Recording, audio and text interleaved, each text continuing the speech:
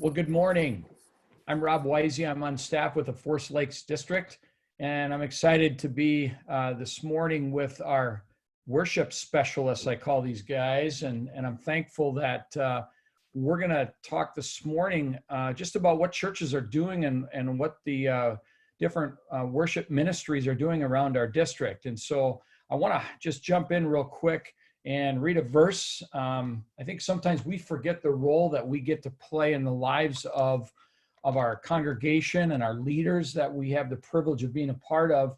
And somebody really gave me a verse yesterday that I thought was really good. Proverbs chapter 16, verse 24 says, "Pleasant words are a honeycomb, sweet to the soul and healing to the bones." And I just thought, boy, that's really good. That's what we bring to people's lives in the midst of the fear and the craziness of everything going on. I'm 56 years old. Never in my life have I seen anything like this. I mean, we've all dealt with different types of swine flu and different things, but all of a sudden it's like, man, we shut everything down.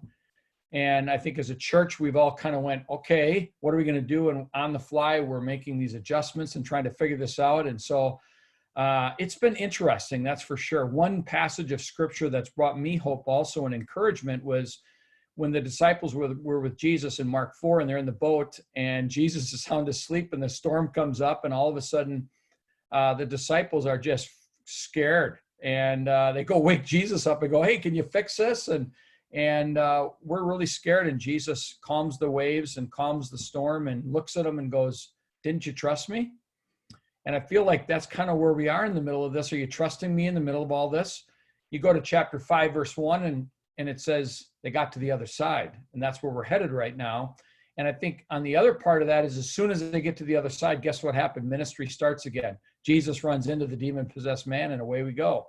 And so I just feel like we're at such an interesting time in ministry. So I just want to encourage all of you that are on this call and those that will be listening to it to be encouraged. This is a unprecedented time where lots more people are joining us online. That's been the fun part to see.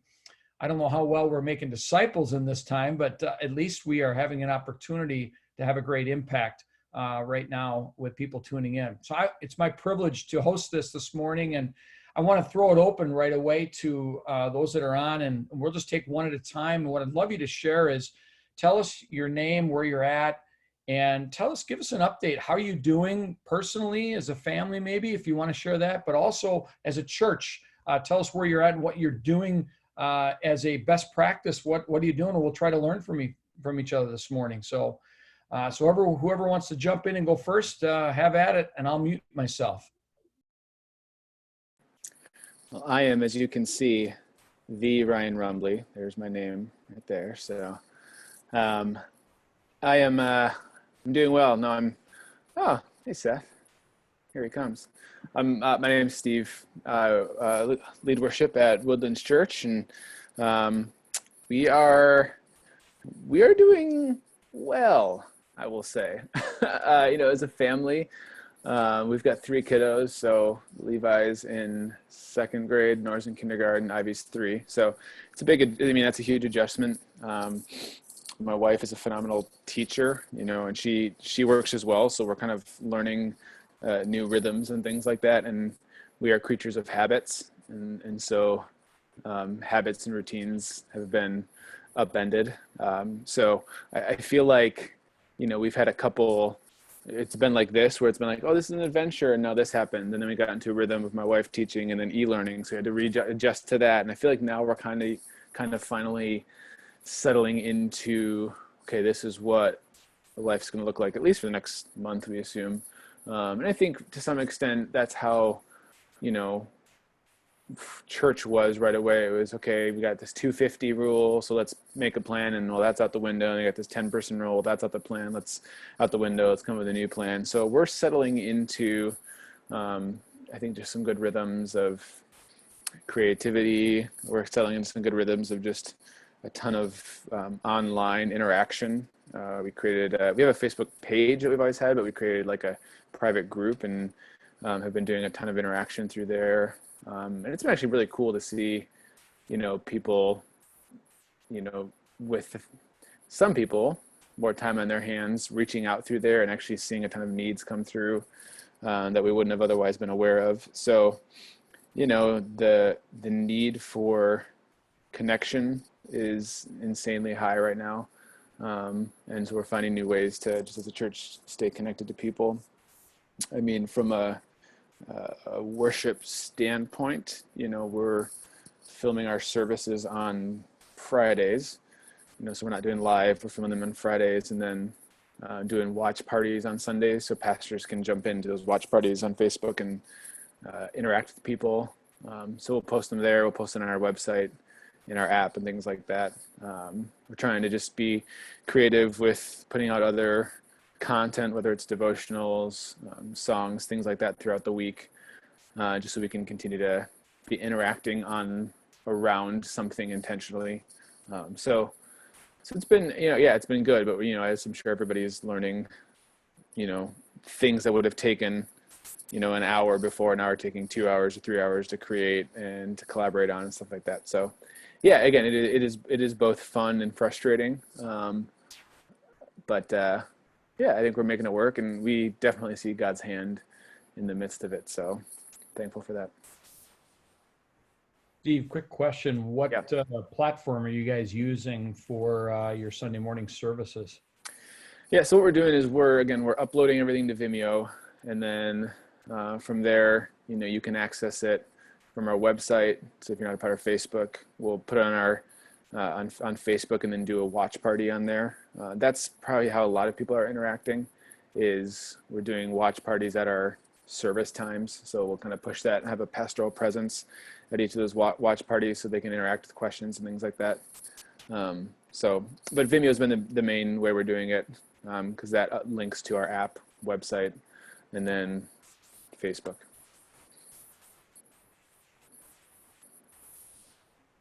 Well, that's really helpful. Who wants to go next? What you guys are doing? I'll go next. My name is Aaron. I'm the Director of Worship and Arts at Wishara Community Church. My family, most of our time that we would spend kind of hanging out and doing stuff together has turned into schoolwork. My wife works part-time, and as some of you guys know, my wife and I both have lupus, and hers is pretty severe. So when she's home, she's usually like in bed, sleeping. So I kind of end up, we were just joking, I finally took a day off on Monday, and we spent like almost 9 hours just cleaning. So the kids and I were trying to just make up for all the stuff that didn't get done this last month or so. So they weren't really happy about it, but our house is super clean, and it was nice to be able to sit down and be like, wow, it felt like we got something done, around the house, which was good, for me, not for them, but for me. As far as services, our staff would say we have, technically, like 4 people on, ministry staff. 2 of us are rather tech savvy, and 2 of us are not tech literate almost at all. So we spent, the first 3 weeks just trying to teach those other staff members like how to do things, how to get on Zoom, how to record audio Bible studies so they can keep meeting. And so we are pre-recording our services, because I felt like that was the best way to not have as many problems. I'm going to keep that threshold for for issues that might happen on technology down as much as possible. So we kind of record throughout the week. We've been recording, I think we've recorded probably 20 to 25 songs. And I've edited, put lyrics in and kind of cleaned up the audio and stuff. But then the elders thought that we weren't doing a good job of showing spatial distancing. So like most of the songs that I recorded, they asked me not to use. So I had like basically a week and a half of work, that was kind of down the drain a bit. So I'm just trying to think of other ways to I might have to go to just recording the audio and just putting, motion backgrounds and lyrics on. But as you guys probably know, I don't want it just to be me every week. I don't want them to be like just only hearing my voice or seeing me. So I'm trying to find other ways to get people from our team involved so that there are other faces they're seeing. I think to me, that's what I'm working towards, is in the process of putting services together, how do I get as many people as possible in front of the camera, so that it still feels like there are a bunch of people gathering together, and not just, I see some people's feeds and it's just like, say the pastor has musical skills, which is super great. But then you just see one person every week for 3 months.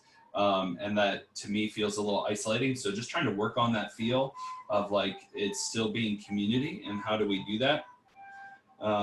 So like I said, we do a large group Zoom on Tuesday nights that anybody is invited to. Wednesday night we get, there's a Bible study that was going on. We get the audio recorded for that and get the notes up. And then they have like an hour and a half to kind of do that. And then they actually started Zooming for that on Wednesday night and Thursday morning. To be honest, we didn't want to, I think kind of the consensus is we didn't want to create a bunch of content that we wouldn't keep doing afterwards. And so we've kind of stayed a little low key on that front. I love to do devotionals in the morning or do some worship maybe once or twice a week. And I might try and start that. But for me, most of my time is spent just doing video editing the last month. So I just haven't had time to kind of put these other things, put them together.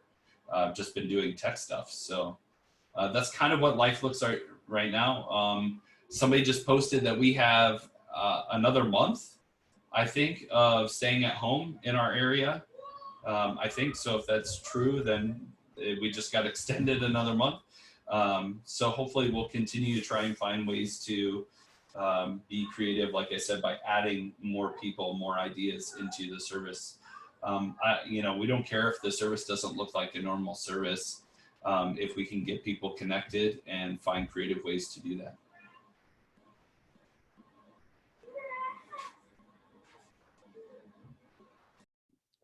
Thanks, Aaron. I find it interesting, the first couple of weeks, I don't know if any of you have experienced this, but a few of the churches were on platforms that crashed or didn't do well. And I've seen Seth nodding his head. You can share that when you pop in, but I think it's been interesting. I think pre-recording is what I'm hearing the most are doing.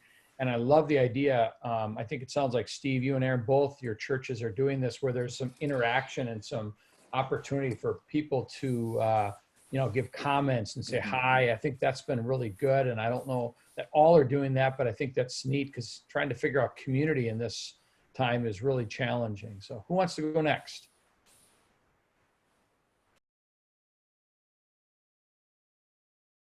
I can go.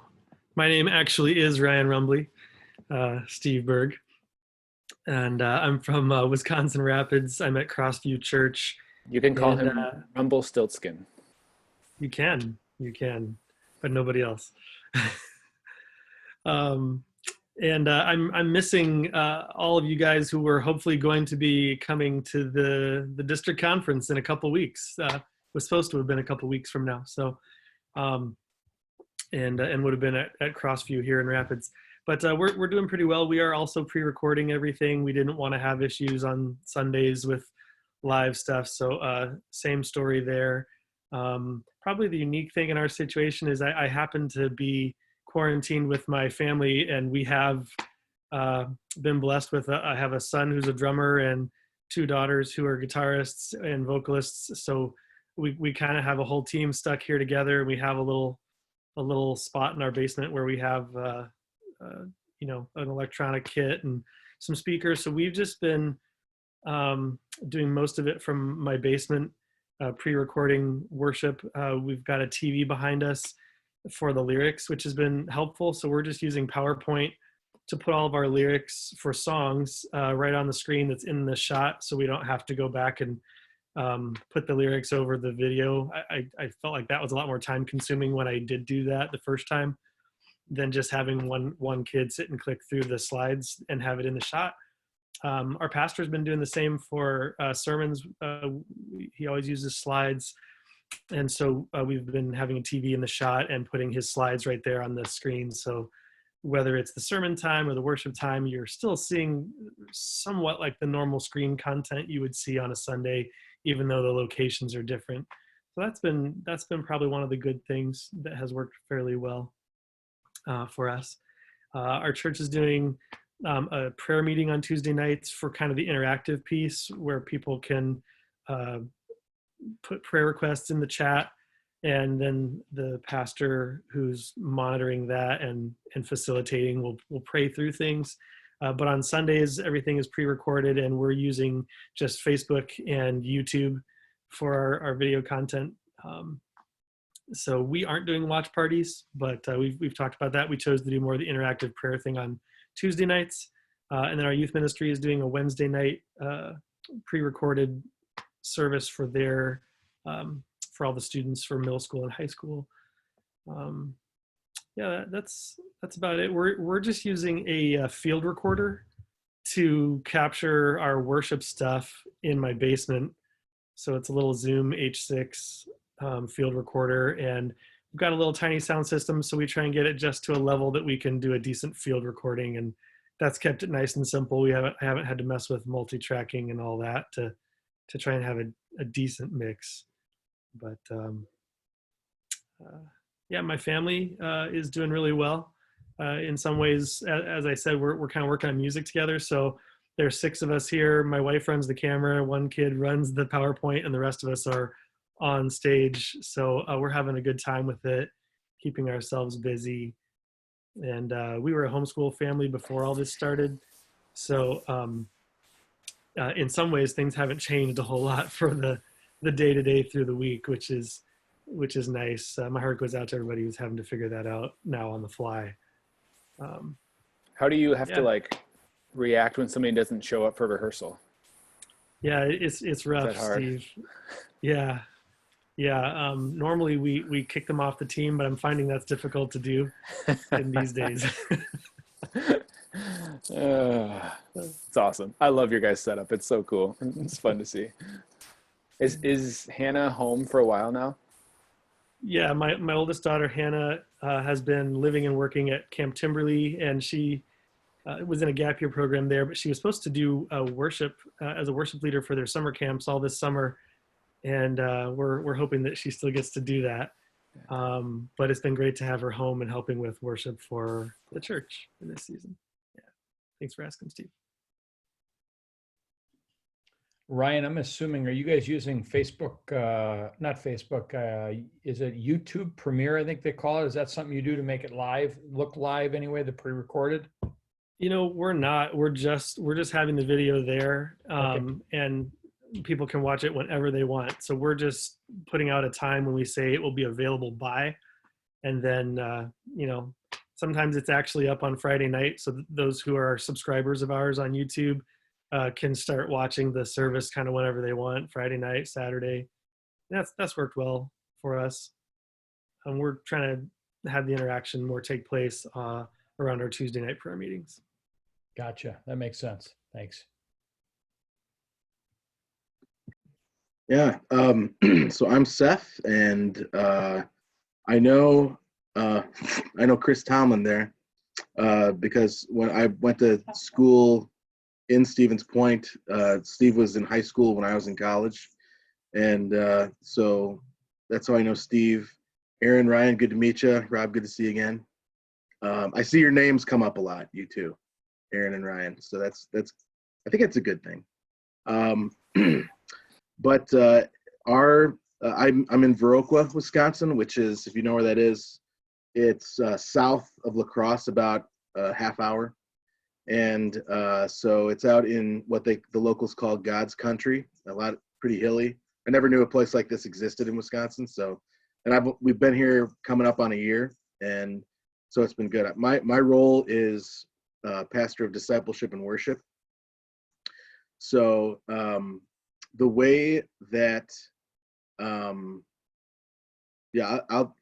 like Ryan, I'll talk about my family second, but the way that when we started, because Rob was mentioning, like, what do you do if it crashes? And I remember thinking, like, are we the only ones? Because we were trying to do a live service. Everything that we were trying to do, we're like, as when we first started responding, we're like, we want as much as possible for this to feel as normal as anybody would do. So we went into the church and we had our setup like we normally would, did some social distancing. And the way we did that was that we set up, and the camera that we used was just a stock. Actually, the first one was Rich's iPhone on a stand. Great, okay. We're a church we've never done anything that has been, we've only recorded audio to put on our website and things like that. So the video is kind of new. So we're trying Facebook Live for the first time. Hi, sweetie. And then, but that crashed right away. And I remember going on, Rob, you posted some pictures of different churches that were on and everything. And of course I see Chris Dolson, like, I'm like, he's on Facebook. How did his work? Like, of course Blackhawks works, anyway, I'm not saying, but I'm saying. So our first effort was just interrupted. And by the way, I did feel at home when Scott Larson you posted his had crashed as well. And so that I felt at home. But so then we decided to move. If we could make it feel live, then we just basically said, okay, we'll post it, we'll record it, we'll still do it at church so it'll feel live. And the idea would be our watch party would just basically be anybody that shows up on Facebook and our YouTube channel. And so we just would, and the way that we do that is we'd still have the worship teams come in and we'd spread them out. And we graduated from an iPhone to a computer that was just turned towards, for the camera, that was turned towards everyone. And we would space them out kind of like in a V, right? So that they looked closer, but they were still practicing social distancing. And so that's how we had that set up. And that's what we've been doing since, except that we just keep adding new technology to make it easier. So just yesterday I was setting up, we've been trying to do we have an analog mixer. And so we were trying all these different ways to try to make it work. Well, can't we get this into the computer? And so we got to be able to record this. And it ended up that we bought a camera. And I don't even know what to call it. I'm sorry. But it's one that we're going to use after this. And we ended up having, what do we do? So now we're using some kind of software to mix and send the sound out. And we're even taking 1/4-inch cables in our analog board. And there's this thing where if you like plug it in part way, it now in your input, it sends it as an output. And so we have this other box that then we plug into, and that essentially is what is now our new mixer. It's the strangest thing. I don't know how it works. I just watched, YouTube videos and stuff like that. Rich Maurer has been kind of the brains behind that effort as well. He says, as he said, adapt or perish. And so that's where we've been at. And so we've been learning a lot along the way, to the point where I saw that Steve posted that article from Carrie, and we have seen that our views have gone up, significantly more than the people who go to our church. And so, if we're a church of, 240, something like that on average, we have way more than that are viewing it. So who knows? And nobody's like tagging our videos really. Some share, but we think that there's probably more access that people locally are getting. So we plan on using that camera, using whatever setup we decide to use after this to broadcast our services after the quarantine's all done. So my family is good. I have a flexible schedule that allows me to work at times from home. And so whenever I'm doing like prep or stuff like that, I go back into a little study area. But that's intentional because we want to spend a lot of time with the family, and it's just been really good that way. So some things haven't changed, but my schedule has significantly ramped up because the other things that we're offering, we've really had to pump our Zoom meetings up quite a bit to try to and our first concern was, maybe you guys can comment on this too. Our first concern was, well, now we have the ability for others who have been kind of somewhat on the fringes or haven't really engaged as much, like maybe this will involve them more. And it turns out for us that the people that were already engaged are the ones who are engaging more or more frequently. It's the ones who haven't been engaged that we don't even know what's going on. So the elders have gotten together and just done some good old fashioned cold calls, and we call around. And that's been the best way, truthfully, for us to be able to get to everybody. And that's something that we also plan on continuing into the future. So.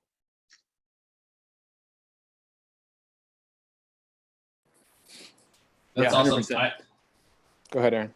I think the MacGyvering is pretty great. In this time, it's really necessary. The youth pastor I work with, we have kind of done some similar things. And our elders said, see, why did we get a $10,000 quote from the video people when we got this up and running in 1 week for nothing?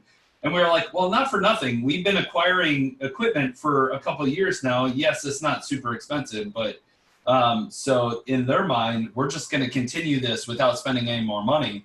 And we're like, yeah, no, it doesn't work like that. So we can MacGyver for now, but like I built a little set. So I didn't say that when I went through our stuff. We're doing it on stage, but we had some guys from the church build a little set wall. And so we put a round table on the set. And so we kind of zoomed in a little bit. But they're like, oh, we can just do it exactly the same way afterwards. No. So just trying to build up, okay, you see the benefit, and now we're going to have to invest a little bit to keep this thing running if you think that's what we should do.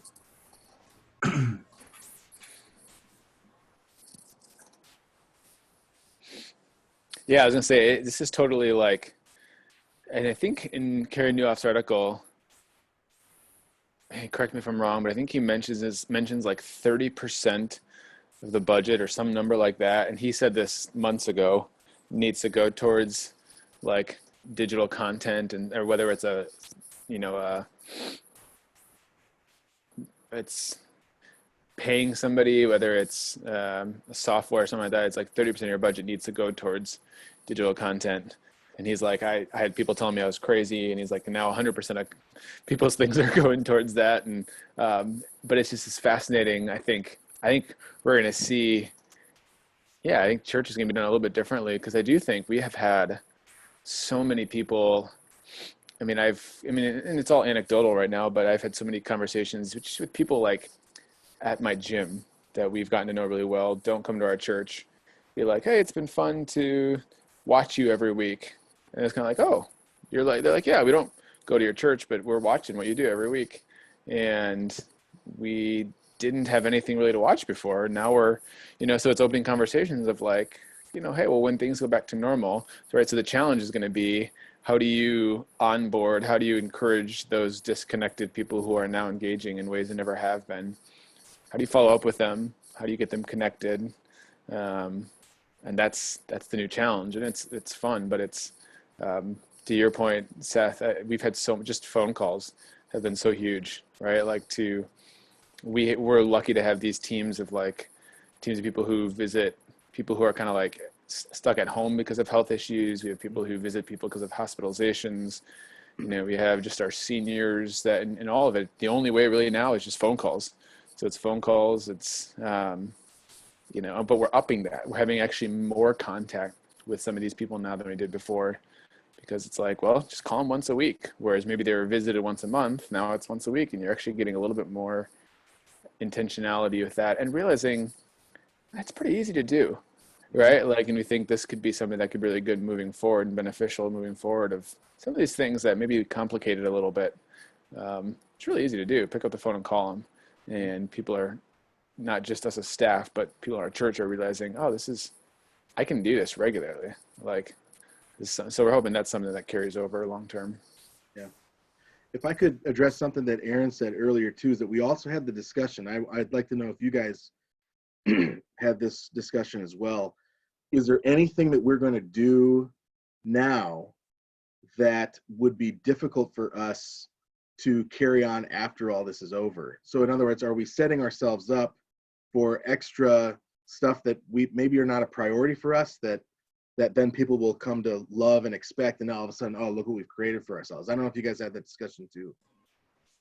Yeah, that's been a big question, at least amongst the people that help out with worship, because they're like, oh yeah, the elders really like this. They want to continue doing this stuff. But right now, the last 4 weeks, I've been spending 30 hours of my week just editing video, right? Like, that's not something I did before. And I couldn't sustain that if we went back to what we did before and try and continue doing something similar to what we do now. So yeah, like the guy that does sound for us, he was like, yeah, they don't realize, like, you can't keep doing all of this work that you're doing now and go back to what the normal rhythm was before.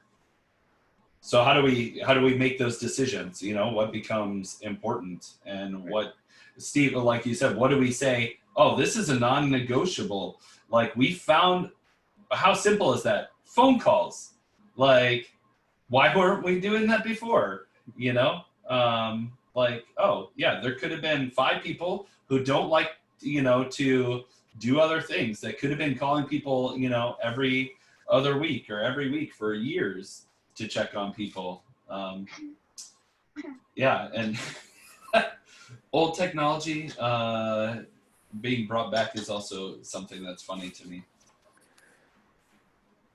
Yeah, I mean, I think I'm pretty convinced that the overwhelming majority of people who are responding positively to this content that we're putting out online are responding positively because they're so hungry for personal interaction.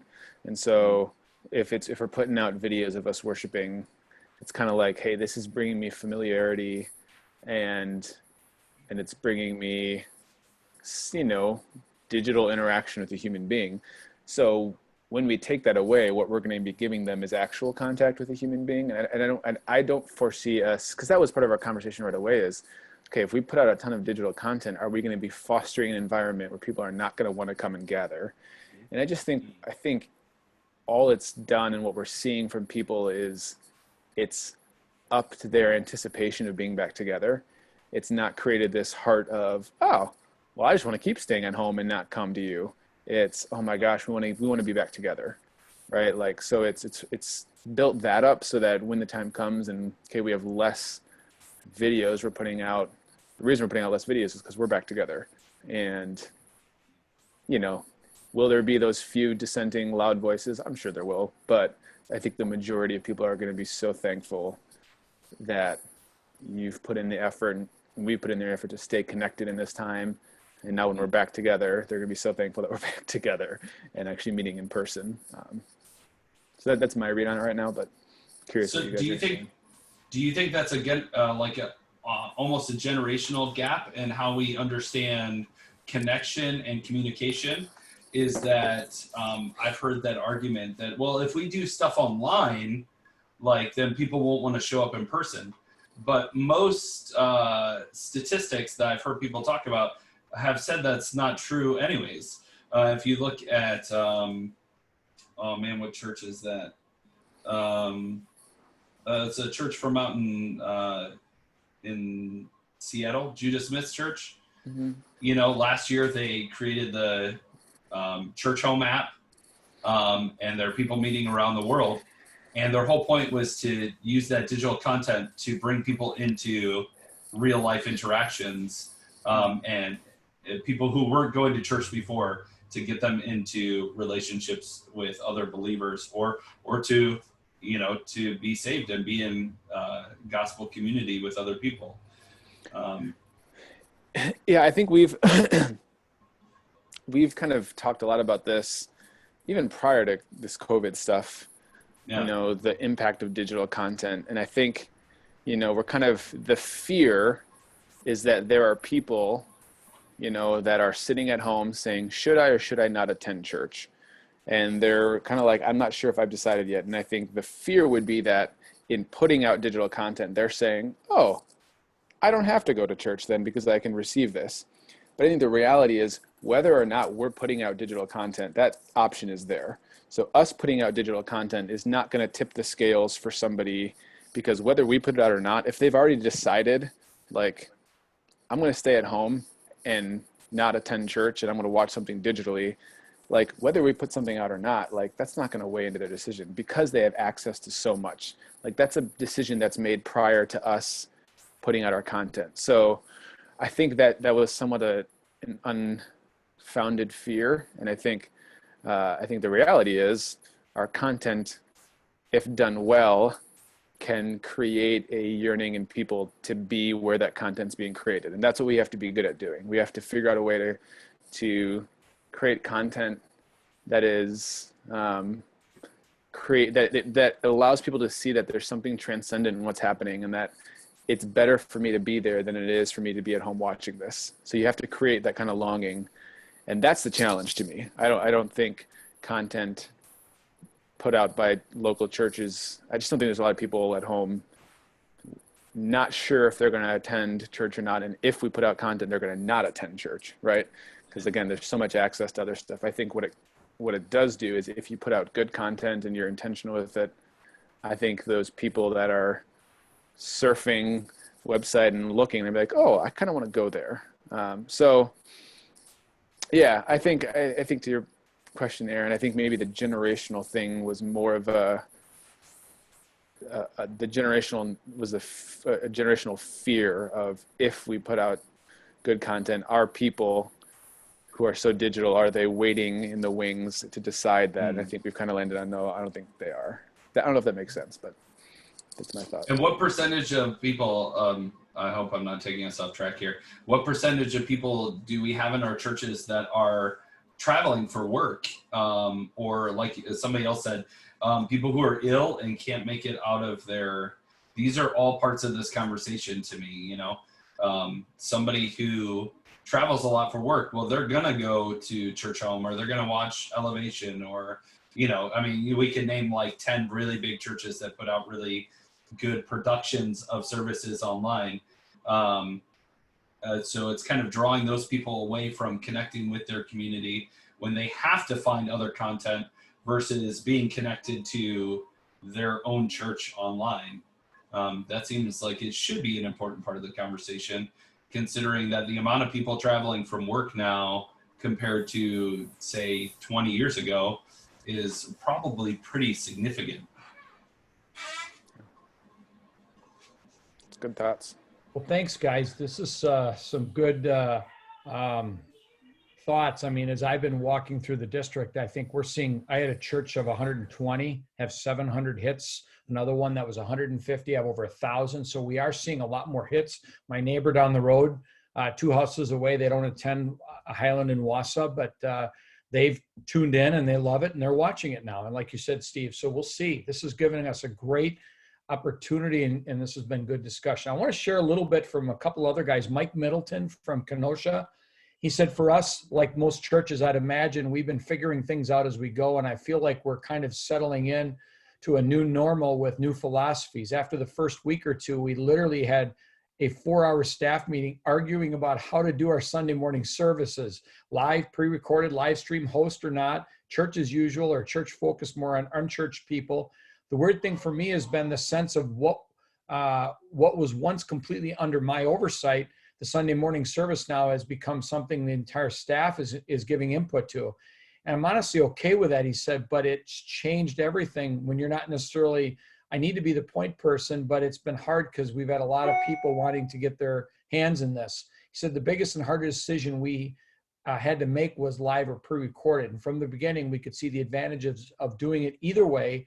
and I still do today. On one hand, I think live creates a greater sense of community and connection, and pre-recorded offers a higher standard of production quality. That said, the driving force behind what we do in Kenosha Bible Church on Sundays now has become, how do we create a service where people can interact and feel that sense of community that everyone's longing for? We decided that doing it as much live as possible helps to accomplish this. So here's what we do. We open our chat 30 minutes before the service, and we also leave it open for a while after until the conversation dies down. We encourage all of our pastors to be in the chat as much as possible, dialoguing with and welcoming people. The pastors, along with our live stream hosts, are essential, the virtual greeters, personally welcoming as many people as possible, and then they make themselves known in the chat. So we do this through the online.church platform. And I know that they had some problems with that. I'll just interact and say, we've had a live stream host position that serves as the internal connection point between the virtual attendees and our worship service. This person is not just announcements person, but they look for ways they can provide up to the moment dialogue at the beginning and end of the service.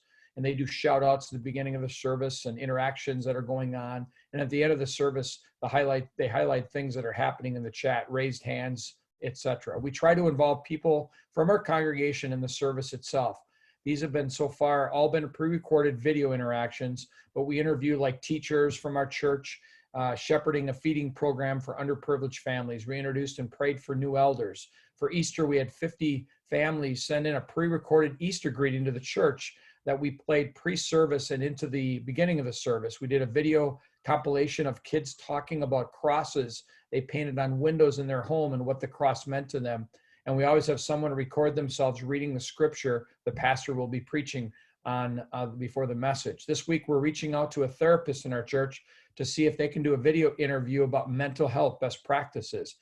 It's interesting Mike says this because we're going to be doing in a week from this coming Thursday. This Thursday, we're going to be talking to the national president of the Free Church, Kevin Complin, and also be talking to Mark Lewis, who does Reach Global, and he's into a lot of these pandemics or even crisis situations. And then next week, we're going to be talking about mental health. I'm trying to get a couple of mental health people. Let me continue with Mike. Mike says we encourage people to share public prayer requests in the chat, and then we take time at the end of the service to pray for them. We're all still thinking of more creative ways we can interact and engage people in the real time in our service. Outside of Sunday mornings, we have felt the most important thing to provide is opportunities for interaction and community without overwhelming people, too much church stuff. Our children's pastor does a daily exercise workout through Zoom that's geared towards kids. Our youth pastor does a large video meeting each week, and then small groups are meeting through video conference calls. I'm offering opportunities during our usual rehearsal night for worship team members to hop in a Zoom and hang out. Sounds similar to Steve, maybe what you have. It's 100% optional, but we're using it as an informal time to get to know each other. We formed a team of volunteers that are calling every known family or individual in our church to see if they have prayer needs. That's a long email, but I think very informative from Mike. Let me jump to David Baxley. David's down at Bethany Church down in La Crosse. He said, we still have a full worship team on Sunday morning with a preacher, all going live at our 9:30 service. We stream on Facebook Live, YouTube Live, and our website. We're choosing to stay live as weekly. We are calling the body to still make Sunday a day we set apart to gather. We want it to be us all in together on Sunday morning, so we're doing it live to keep that feel. We are also trying to talk based on the morning to them, and they are posting and commenting on Facebook Live and YouTube Live. Our texts will comment back when they can. We want to keep Sunday something that's special and sacred for our body. We also have church members posting pics of themselves watching the messages on Sunday, and we use them for an intro video the following week. I record a video every Sunday that goes out near the end of the week, giving a shorter teaser to Sunday encouragement and inviting them back to the 9:30 service. So we have nearly all of our small groups meeting digitally, so we provide questions each week to go out to the groups to use deeper in the discussion based on Sunday's message. We also are prepping devos that people are using during the week. We have shortened the services. That might be a discussion for another time, but they've gone to 60 minutes. And I know Andy Stanley this week, he went to 42 minutes, I think it was. And so they're trying to keep the messages no longer than 30 minutes. This is new, but based on feedback, we're getting the video attention span is not like Sunday morning. So we're adjusting to that reality. I think that's insightful. So he said that's kind of the main pieces. One last one, and then we'll have a little last interaction from you guys if there's any other questions. But Travis Agnew down at, he's at Blackhawk down in Madison. He jumped on and said hey to us early on. But he said, Rob asked me to send some of the things we're doing during the pandemic. And I realized, he said, here's a few things that we're doing. We're leveraging more pastoral care connections through video calls and prayer times with leaders and teams. We started a new Facebook page for our worship teams to interact and share encouragement and ideas during this time. We're leveraging more interactive prayer and practice types of moments during our online services as people aren't engaging in singing in the typical corporate sense while watching a service. Leaning into writing new songs for the season and thinking through creative ways to engage people with online content. It can be social media or the web. Hosting a songwriter virtual roundtable to share the creative process alongside Upper House to connect people in and outside the worship ministry. A couple more. Practically, the service teams have been small and more acoustic to make sure that they can stay at safe distances and keep things simple with the intimate feel.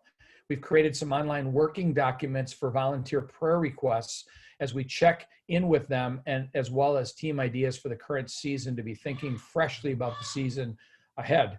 And then lastly, he said, we've done a few creative Zoom type of collaborative worship projects to help people connect, even though we are physically distant. So those are some good ideas from 3 other churches. We've got about 5 minutes left, and I just want to give one last opportunity. Maybe there's a question that you have. I think we've already dialogued about a couple of things, but and we can keep this discussion going. And I'm hoping maybe in about 3 to 4 weeks, we'll come back and do this again and get an update and see how we're doing. But in the last few minutes, any burning questions or thoughts from each of you on this? So my question is, I'm familiar with Vimeo as a good way to like host all of your services or sermons or anything like that.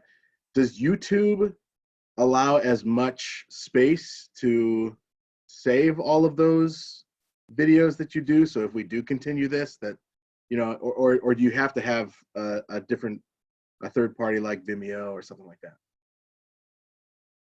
I don't think there are any restrictions on space. I guess we'll find out really quick here. Sure. The services we're putting up are 6 to 8 gigs, a piece. So we haven't got any warnings, and I mean, a lot of churches have been doing this for years now, so I don't think so. Thanks. That's helpful. You know, the only thing that I would say, like, especially from the conversation earlier, is that I know the concern and I have had the concern to protect the church from what could be either drawing people away from our church through using digital media, things like that. But then also, if the conversation we had about what if we go live or continue to put out digital media even afterwards, like we're increasing that access, like there's benefit to, like we've been talking about, to gaining that kind of access to people around us and friends of our people, that kind of a thing.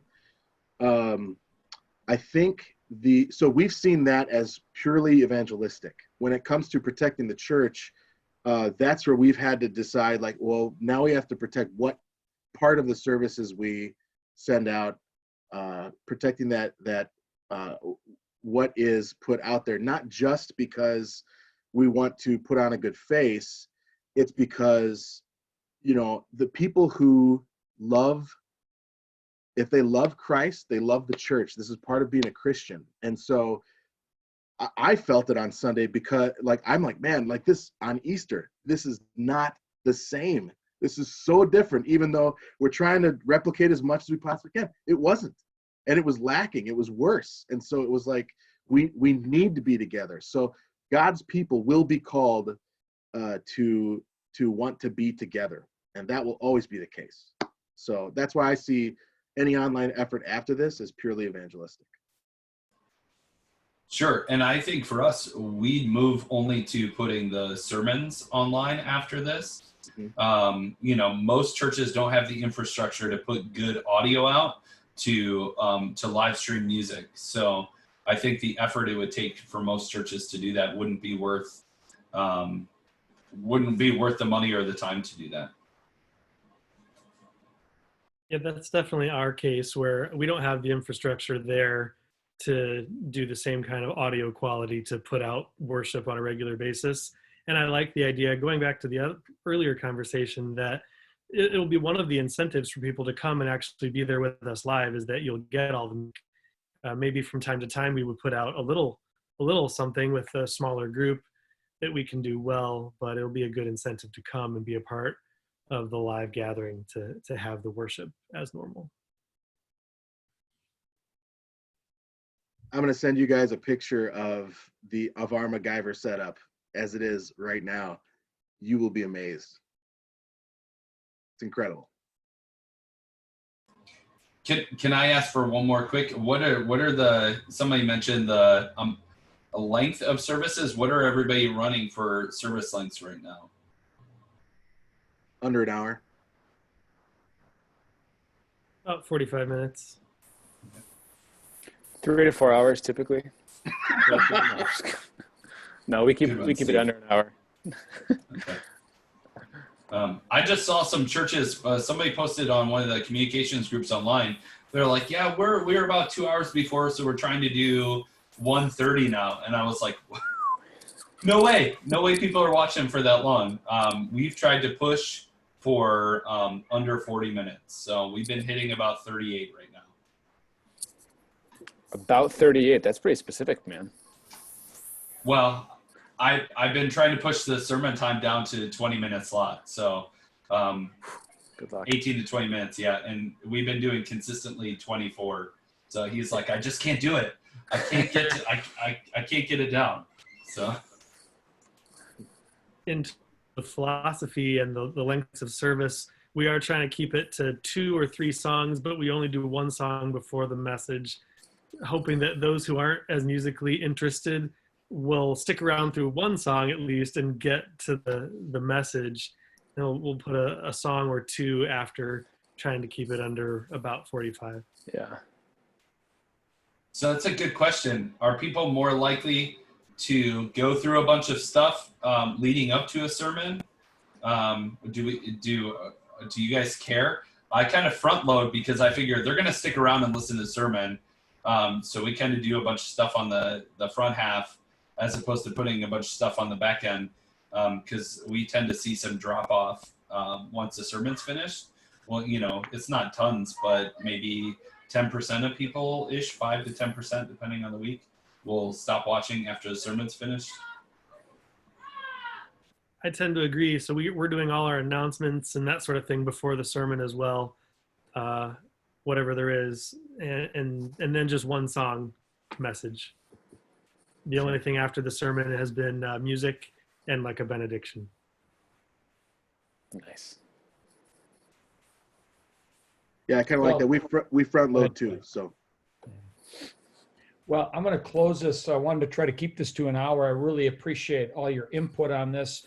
I've been creating notes for this, and so I'll have that. I'll send this out on our Facebook group to those that are there, and the recording of this in case those that didn't get a chance to hear today. And I'm hoping in maybe 3-4 weeks we'll do this again.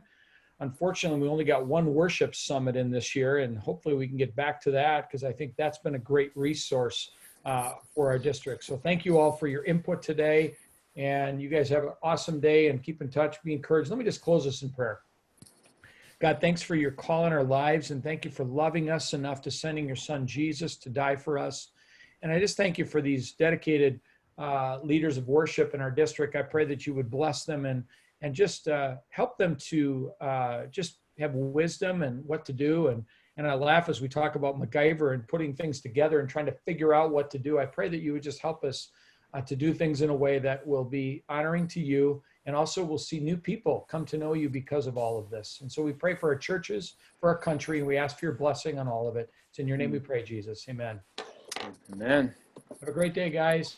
Thanks, guys. So, guys, Thanks, good to Rob. see y'all. Yeah.